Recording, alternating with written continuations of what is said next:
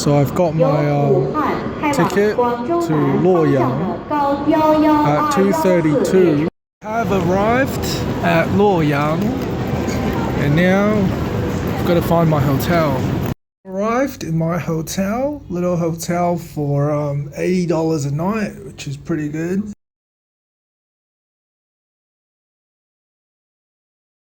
Just before I go to sleep today, I want to talk a little bit about how I booked my tour to the Shaolin Temple.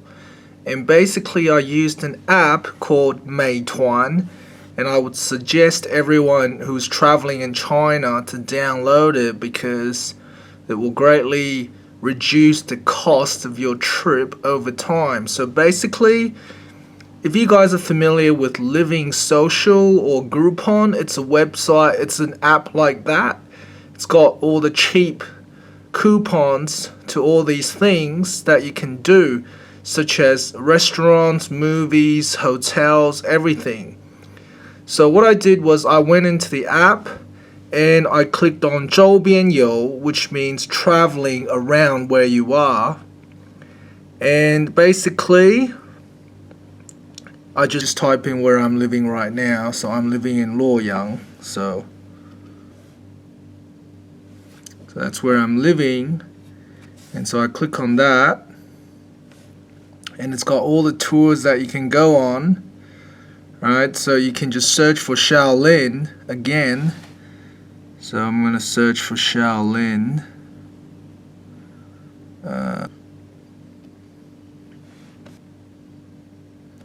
So there you go. It's got 洛阳 to 登封少林寺一日游. Originally $240, but now on sale for $178. I actually bought it for $168. But anyway, I clicked on that. Right, and then I just clicked on buy it now, and then you go through to pay for it. And I paid for it using WeChat Pay, which you guys should know about now if you've been following my tutorials. There's a phone number, so you just ring this number, and what happens is they will tell you when they're gonna pick you up, and you also have to send them via WeChat your ID. So I WeChat messaged them my passport. So yeah, basically you had to add them on WeChat, send them your passport, and they will ring you to say when they're going to pick you up from your hotel, and you got to tell them where your hotel is, and yeah, that's about it. So they came to pick me up, and then I was at the Shaolin Temple.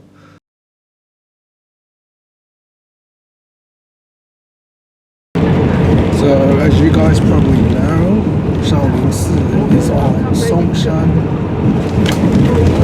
and because we're in a tour bus that's going to take us directly to the front of Shaolin, we don't have to climb the mountain ourselves, which is good. Have a look at Songshan.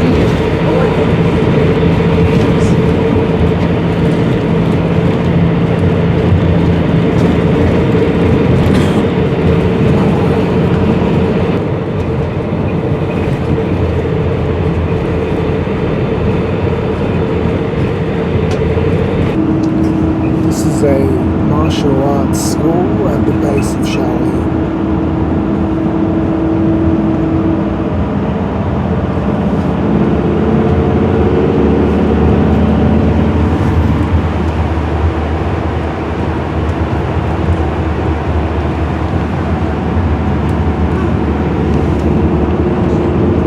Restaurant.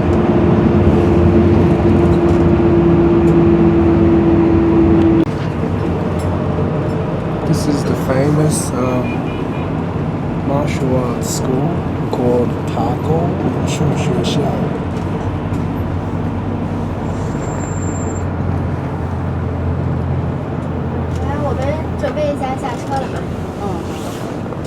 This is the Shaolin Temple. So we're now at the Shaolin Temple. And you can see you need a ticket to get in, but I'm with a tour, so hopefully they've bought tickets for me. And there it is, the gate. the Shaolin Gate. Songshan Shaolin.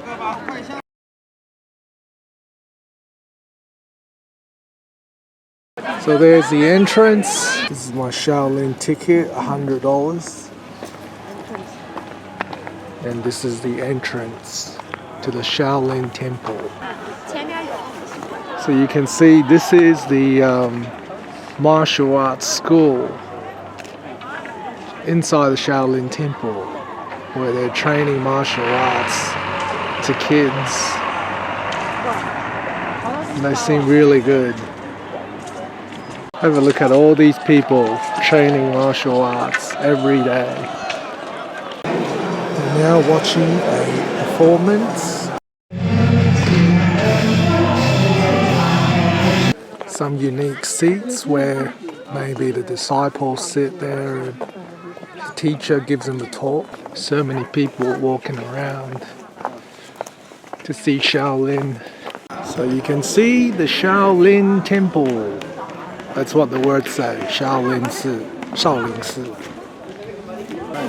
Have a look at the marks on this tree. It came from martial monks practicing Kung Fu and pressing into the tree. Have a look, your finger fits into the holes. Pretty crazy.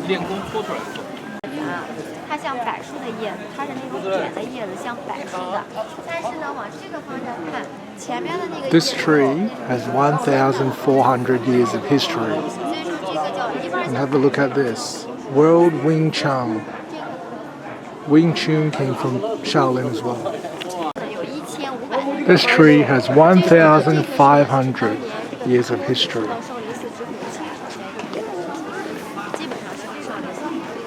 It was planted by the famous Damo, who was a monk from India that came to Shaolin.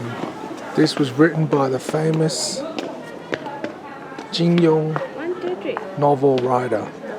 So this was written by one of the emperors in the Tang dynasty, and basically the leader of the Shaolin Temple, the Fangzhang, was named by the emperor. So this is the famous Changjingge, where the Shaolin Temple stores important documents and martial arts manuals. Unfortunately, it's been destroyed numerous times for various reasons.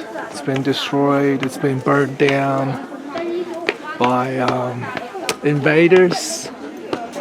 So now there's not much left.